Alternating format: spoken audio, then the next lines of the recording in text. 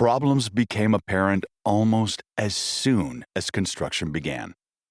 In the areas examined, there seemed to be plenty of empty space for new ducts, pipes, and wires, but, unfortunately, these areas were atypical. Most of the mechanical spaces, those not examined, were already chock-a-block with mechanical and electrical services.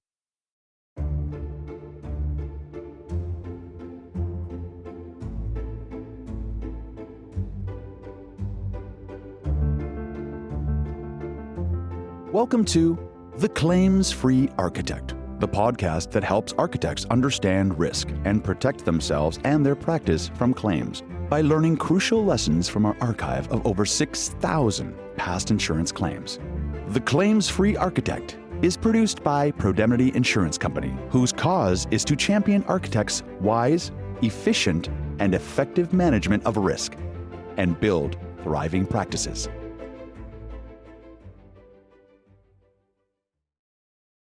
What are the consequences of not adequately examining conditions before embarking on a major renovation project and leaving it to inexperienced staff to handle the problems that arise? In this episode, we find out what happens when architects who are making extensive renovations to a building with complicated mechanical systems can't, or simply don't, fully examine existing conditions before they start out.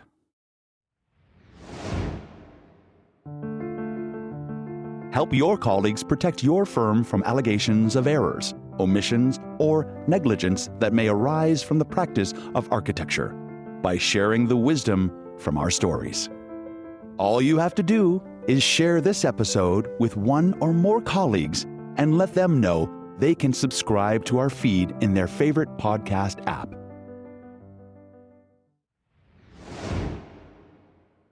Like most public hospitals in Ontario, the Lower Superior Geriatric Hospital struggled with its budget. Money was tight, facilities were overcrowded, and staff was overworked. To alleviate some of the problems, they had managed to get funding through the Ministry of Health and private donations to improve their facilities. So, they hired a reputable architectural firm to take on the project and a reliable contractor to construct it. Unfortunately, one tiny oversight at the very beginning snowballed into a large problem. This story is called Out of Sight, Out of Control. The hospital, located in South Bay, Ontario, had engaged the well-known firm Medcare Architects Incorporated to design an extension to their acute care wing and to retrofit their operating rooms and specialty areas. They had secured just enough funding to do the necessary work and not a penny more. Before starting their work, the architects needed to get an idea of current conditions by examining the mechanical and electrical spaces and making sure that the new systems could be accommodated. This seemed a simple enough task, but it created a new challenge. Not just the building budget, but the operating budget, as well as staff and facilities, were also stretched to their limit. If this exploratory work meant that large areas of the hospital would have to be shut down, even temporarily, the hospital's income stream would suffer. And there was no backup funding. It was agreed, then, that certain important rooms would be closed for very brief periods so that ceiling tiles and drywall panels could be removed and hidden mechanical spaces could be examined. This would minimize the interruption to the hospital's activities and would provide the design information that the mechanical and electrical engineers needed, assuming that the conditions in the examined spaces were typical of concealed spaces throughout the hospital. It had earlier been decided that the best way to guarantee a fixed price and a predictable schedule would be to tender the project as a stipulated sum contract, also known as a lump sum contract. Naturally, because the mechanical and electrical contracts made up such a large part of the work, Contractors bidding on the project were allowed to examine the same representative mechanical spaces that the architects had seen. Based on the knowledge that this inspection presumably provided, competitive bids were submitted and the contract was awarded to Hardcase Construction Company. Problems became apparent almost as soon as construction began. In the areas examined, there seemed to be plenty of empty space for new ducts, pipes, and wires, but, unfortunately, these areas were atypical. Most of the mechanical spaces, those not examined, were already chock-a-block with mechanical and electrical services. The mechanical work, as shown on the contract drawings, would simply not fit into the spaces indicated. Extreme measures would be needed to incorporate any new systems. From that point on, a distressing sequence of costly delays unfolded. When the project was substantially complete, Hardcase Construction filed a $1 million claim against the hospital, which third-partied the architects, Medcare, who in turn fourth-partied Leakey and Shock mechanical and electrical engineers. The contractor's claim was bolstered by a hardcover report about 10 centimeters thick, with charts and diagrams predicting imminent financial disaster caused by delays that were well beyond the contractor's control. It was an impressive document that detailed the many alleged faults and failings of the architects. Chief among these was the failure to acknowledge that the mechanical spaces were a chaotic mess, providing no reasonable hope that the new ducts, pipes, medical gas lines, and recessed lights could be squeezed in. The report described places where large, square ducts were expected to fit into small, flat spaces, and where plumbing pipes were expected to cut through ducts, sometimes several times, as the ducts meandered and the pipes sailed straight on through. In some areas, the mechanical space was almost entirely closed off by structural beams. If there was anything in this heavy document that weighed in our favor, it was this. The very excess of the report strained credibility, especially the harsh descriptions of the alleged faults and failings of the reputable 50-year-old architectural firm. This would help our defense. Before sitting down to negotiate a settlement, we looked at the defendants' positions. Each had their own version of events, which included justifications for their behavior and unassailable proof of their innocence. As expected, the hospital maintained that they were medical experts, not construction experts. They had relied upon their architects, engineers, contractors, and other knowledgeable persons and had been let down. As a prime example, the completion of the acute care wing had been delayed by 6 months, resulting in lost income by the hospital and unnecessary suffering by patients who had to be transferred to other institutions. Other examples included harrowing tales of patients being ferried about in and out of half-finished rooms, some without air conditioning or ventilation, in the middle of summer. Regarding the limited access to ceiling spaces, the hospital wasn't trying to be awkward about it. If someone had explained its importance, they would naturally have made the necessary arrangements, however inconvenient they might have been. As things now stood, the Ministry of Health grant and the private funds were expended. The hospital was out of money and was looking to the professionals to make up the shortfall they had caused through their negligence. The engineers presented their usual defense. They had no expectation that the contractors would take their instructions literally. After all, their drawings are meant to be diagrammatic. It's up to the contractors and subcontractors to work out the details. In this case, so-called interface drawings, which are intended to explain how the various mechanical and electrical systems fit together, would have been helpful. but no one had insisted on them. Anyway, isn't it the contractor's job to work it all out? The architects, for their part, agreed that the contractor should have been coordinating the work. They had looked over the engineer's drawings, electrical on one sheet, ductwork on another sheet, and plumbing and gases on yet another sheet, and assumed that the engineers had coordinated it all. This was not an unreasonable expectation since all the engineers, structural, electrical, and mechanical, worked for the same firm in the same office. But this proved to be another critically flawed assumption.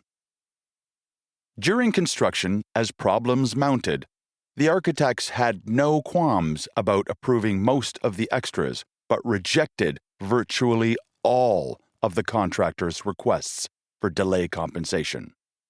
They had assumed that the markups intended to cover overhead and profit would also cover the cost of delay. This was yet another flawed assumption. The markup on extras is not intended to cover the cost of delays, and the hospital had no additional funds to contribute. For Pro-Demnity, the confusion regarding delay and compensation claims was nothing new. We had been down this road so many times that little original thinking was required. So the claims specialist's real task was to persuade the parties to be reasonable. Our first consideration was that the boilerplate clauses, the ones calling for the builders to examine the site to familiarize themselves with the existing conditions and subsequently assume full liability for having done so, etc., would be useless in our defense. The bidders had been offered only a tiny glimpse of the existing situation, and they could not possibly have anticipated the problems awaiting them. The second consideration was that interface drawings, like Bigfoot, much reported but rarely seen in real life, would have been invaluable. They might have indicated, for example, how a duct with a 1.5 by 2.5 meter cross-section would fit into a 25 centimeter ceiling space, or how ceiling lights could be recessed into a maze of medical gas pipes. This is basic design coordination, and the engineers should certainly have tried to sort it out. Third, to compensate for the shortcomings of the bid documents, the architects had approved numerous change orders for extra work, furring down ceilings, constructing bulkheads, etc., but had failed to acknowledge the additional costs involved.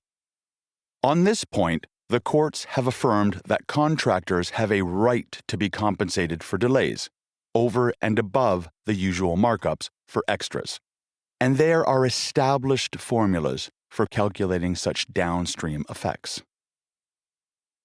To begin the negotiation process, a meeting was held, attended by Pro-Demnity, the engineers' insurers, and the contractors' delay specialists, imported from Boston.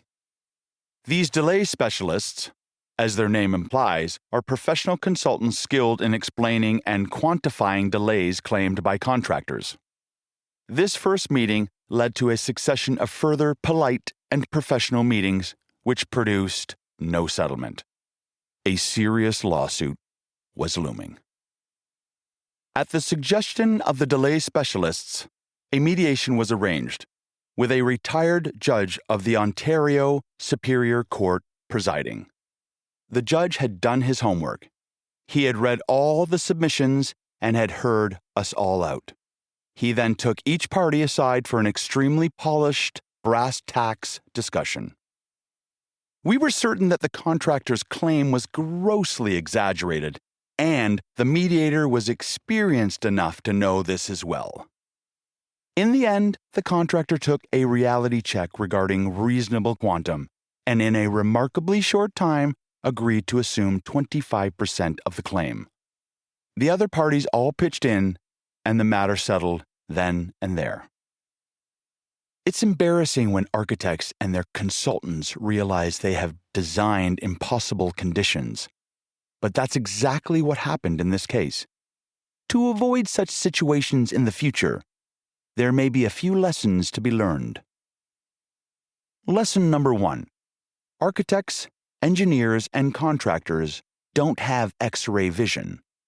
So if your design requires you to accommodate existing conditions, make sure you can examine those conditions visually and as thoroughly as possible. Well-intentioned assumptions and optimistic extrapolations are a foolproof formula for disaster. Lesson number 2. Under the best of circumstances, you can't examine every square centimeter of an existing building. Contracts must reflect this.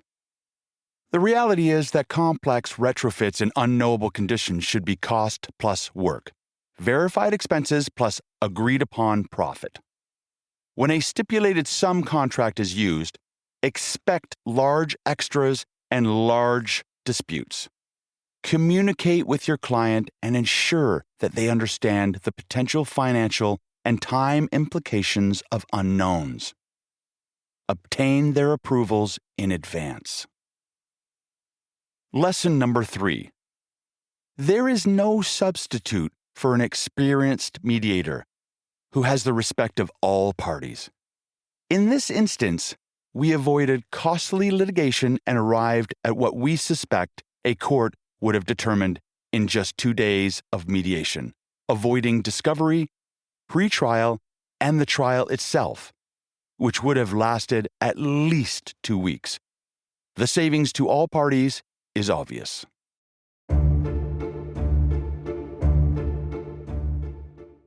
Thank you for listening to this edition of The Claims-Free Architect. We hope it was instructive and entertaining, and that it might help you be proactive in managing liability risks in your architectural practice. In this episode, we've learned that well-intentioned assumptions and optimistic extrapolations about the existing conditions of a building are a foolproof formula for disaster. Remember that every jurisdiction and every case is different. Always refer to the laws and regulations governing your local jurisdiction and consult legal, architectural, and insurance professionals about the unique circumstances of your own case. For more architectural risk awareness tips and new podcast announcements, sign up for our newsletter at Pro-Demnity.com.